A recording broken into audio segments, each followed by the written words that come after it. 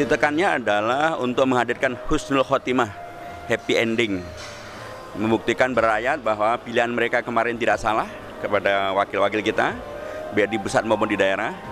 Dan karenanya mereka layak untuk dipercaya kembali untuk memperjuangkan dan mewakili rakyat. Nah, bagaimana agar bisa menjadi happy ending? Tentu saja pekerjaan atau tugas kawan-kawan di DPR pusat maupun di DPR daerah itu terukur. Terukur itu misalnya kerja-kerja terkait dengan yang bersifat administratif, kehadiran dalam rapat paripurna, kehadiran dalam rapat komisi, panitia kerja, itu harus diperbaiki dengan maksimal. Sehingga dari sisi ini orang akan tahu bahwa ya PKS memang tetap melaksanakan amanah sampai titik darah penghabisan. Gitu. Nomor 2, tentu juga dikaitkan dengan kinerja terkait dengan fungsi mereka sebagai rakyat, misalnya memperjuangkan kepentingan rakyat. Apa yang sudah mereka perjuangkan itu harus dilaporkan kepada rakyat, baik melalui mekanisme kunker maupun juga mekanisme dengar pendapat maupun juga mekanisme yang lainnya yang memungkinkan.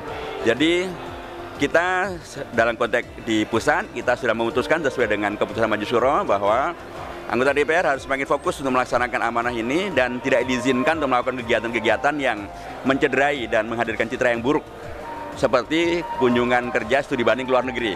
Jadi no way, itu tidak ada.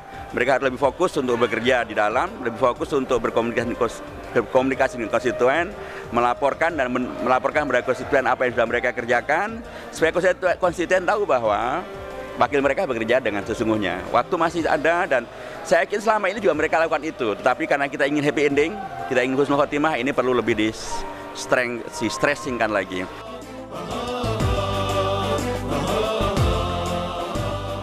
Sudah sangat sewajarnya bila ketokohan mereka dimaksimalkan untuk sekali lagi memberikan bukti kepada rakyat bahwa pilihan mereka kemarin tidak salah, dan karenanya tentu akan bisa dikomunikasikan mengapa beberapa program belum bisa kita advokasi, mengapa belum bisa kita goalkan. Salah satu diantaranya adalah karena jumlah kita masih sedikit. Nah, kita perlu mengkomunikasikan kepada rakyat, anggota DPR maupun DPRD. Anda sudah tahu kualitas kami yang amanah, yang tidak melakukan pemotongan anggaran dan lain sebagainya. Tetapi memang ada beberapa agenda, beberapa program kita belum bisa sukses mengadvokasi. Salah satu diantaranya hanya karena sering dalam voting kita kalah. Nah, karenanya bila rakyat betul-betul mempercayai kita, tentunya rakyat perlu menambah jumlah anggota DPR, DPRD dari PKS. Dan dengan cara itu artinya adalah program menuju kepada realisasi target PKS 3 besar akan bisa didekati.